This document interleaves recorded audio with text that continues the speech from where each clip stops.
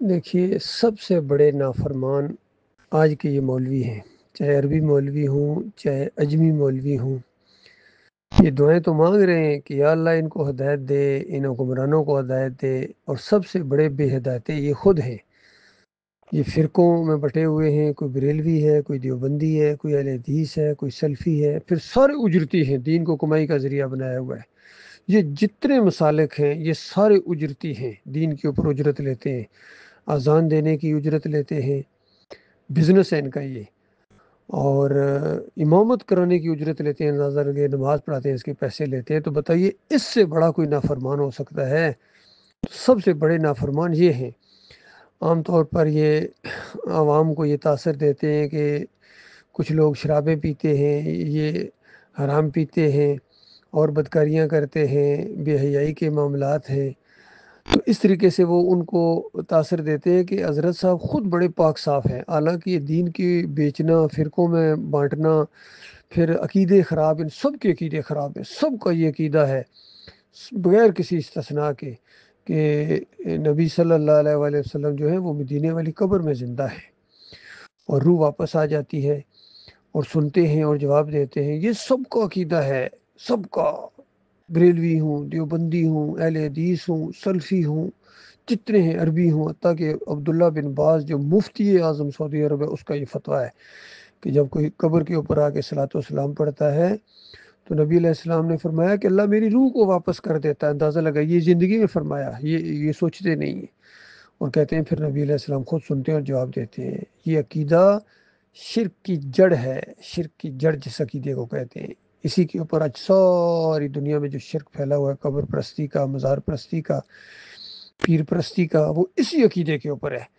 اور قرآن کا عقیدہ اگر نافذ کر دیا جائے، مان لیا جائے کہ سارے انبیاء جنتوں میں ہیں، برزخی جنت ہے، اوپر معاملہ ہے، اور شہداء جنتوں میں زندہ ہیں، ان دنیاوی قبروں میں کوئی زندہ نہیں ہے، اموات غیر احیاء، یہ مر چکے ہیں، ان کے اندر زندگی کی رمق تک باقی نہیں ہے۔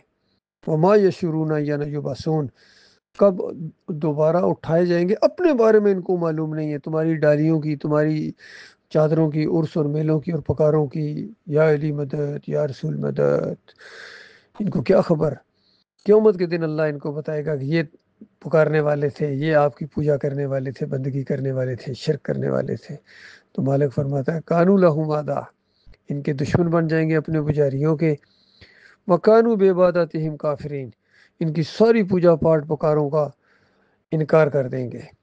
باقی رہے وہ دوسرے جنہوں نے خود بجوایا ہے، جتنے یہ صوفی ہوں، عبد القادر جیلانی، محی الدین چشتی، علی اجویری، مجدد افسانی، ابن عربی، رابعہ بصری، ابراہیم ادم، با یزید بستامی، مجدد الافسانی، کشف المحجوب والے، علی اجویری صاحب، یا شاہ ولی اللہ کا پورا خاندان صوفیوں کا، اور پھر آگے ان کی اولاد بریلوی، تبلیغی جماعت والے، زکریا، اعلیٰ حضرت، اور یہ سارے کے سارے شرک کے ساتھ ان کے رابطے رہے ہیں، اور رابطے ہیں ان کے، ابھی تک رابطے ہیں شرک کے ساتھ۔ اندازہ لگائیے، انقلابی قسم کی دعوت دینے والے ڈاکٹر اسرار تک وحدت الوجود کا پوری زندگی دفاع کرتے رہے ہیں، اور علی انجینئر کہتے ہیں میں شرک کرنے والوں کے پیچھے نمازیں پڑھتا ہوں، یہ تمہارے امام ہے، فخر سے کہتے ہیں۔ جو کفر ہے، شرک ہے، قرآن کا انکار ہے، شرک کرنے والوں کے پیچھے نمازیں پڑھنا، یہ فخر سے کہتے ہیں۔